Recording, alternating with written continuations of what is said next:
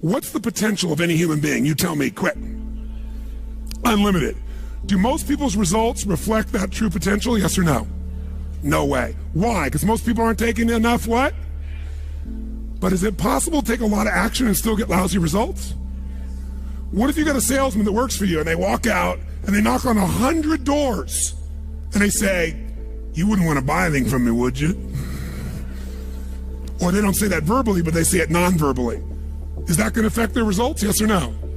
So it's not enough even to take enough action, because when we believe it's not going to work or we're uncertain, does that affect how much of our potential we tap, yes or no? See, if you don't think it's going to work, you're not going to put out a bunch of your energy when you think it's going to fail. And by the way, when you're not sure, you tap little potential. Do you take little or a lot of action? When you're not sure, when you think it's not going to work, do you take massive action or little action?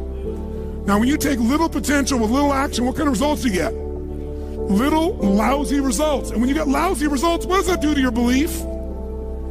You go, see, I told you it wasn't going to work. Told you it was a waste of time. And then, by the way, when you have less belief, how much more potential do you take? More or less? If it's possible, you tap less potential, more or less action. Less. And what happens to your results? They get even what? And now that you got worse results, what's that do to your belief? And by the way, now you see the current economy. Isn't it true? Everybody out there is going, oh my God, the results are so bad, it's going to get worse in the future, so I better pull in my horns, there's less potential, so I'm not going to push as hard. I'm not going to take much action. Oh my God, I'm getting lousy results with little potential action. Oh my God, it's going to get worse.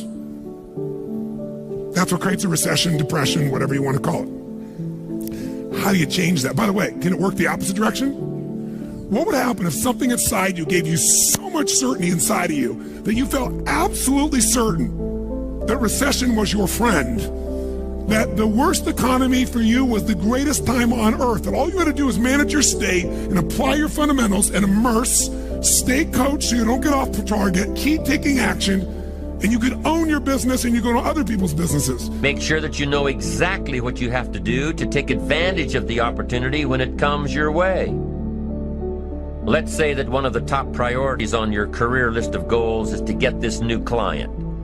Let's take it one step further to say that on your resource list for this goal is to have a lunch meeting with a friend who just happens to be the mentor of the client you're going after.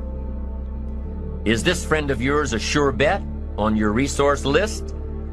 Well, let's say he is. I mean, you know this guy is a tremendous consulting source for the client you want. The client you want really listens to the opinions and advice of your friend. So you're getting ready to have lunch with your friend. What do? You've got to make sure that you're up on all the knowledge and the industry data that will impress your friend. Make him realize that he knows someone who could benefit from your knowledge and your vitality and your spirit and your experience. Impress him. Impress him so much that he goes back to his friend, the client you're after, and tells this prospective client of yours that he needs to do business with you. Be prepared. Go through your entire list of goals and resources and classify them. Break each resource into concrete steps of preparation. Start by working on the sure bets first, and then move down the line. The long shots will come through every so often, but start with the resources that will serve you best now.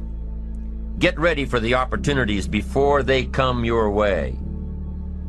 Step 3 in the self-preparation method is to do all you can to make each opportunity more likely to happen.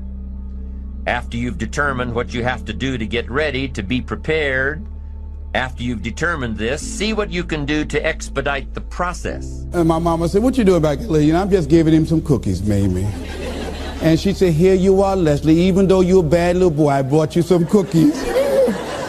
So cookie people are people who, even when you are bad, even when you are not being who you really are, they look beyond your faults and see your needs.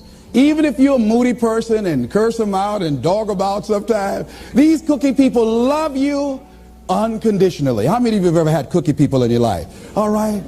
So we all have had cookie people that the universe has put in our lives to contribute to us. The other people are the chicken soup people. Chicken soup people are people that you can call at 2 o'clock in the morning and say, I got a flat tire, will you come help me? Or my battery is not running, would you come give me a jump? Or I need some help, would you come get me out of jail? If you don't have some chicken soup people in your life, you better get some. But these are people that you can always call on to help you out. So I'm encouraging you to give a letter of appreciation to some of the cookie people in your life. Some of them might have already made their transition. Write some letters to some people who were a leg up for you, some people who contributed to you being who you are, and just say, I was just thinking over the years, I know you know I love you and appreciate everything you've been to me, but I just wanted to drop you this letter.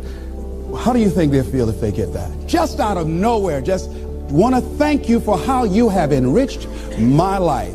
You might not have thought much of it, but because of the help and assistance you gave me on that particular day, that was a turning point in my life. Why should we give? Well, giving creates a vacuum. And as we know, nature abhors a vacuum. See, when you give, you create a vacuum, you are now in a position to receive. See, if I have my arms closed holding on to everything I've got, nothing is available to come in. But if I'm open, if I've created a vacuum there by giving and keeping the flow going, the stuff in the universe is going to come back to me, ladies and gentlemen. It's going to come back. Whatever you give, whenever I go into a room and give a speech to inspire people, to help them to develop their greatness, if you get 10% of what I get, because as Bach says, we teach that which we need most.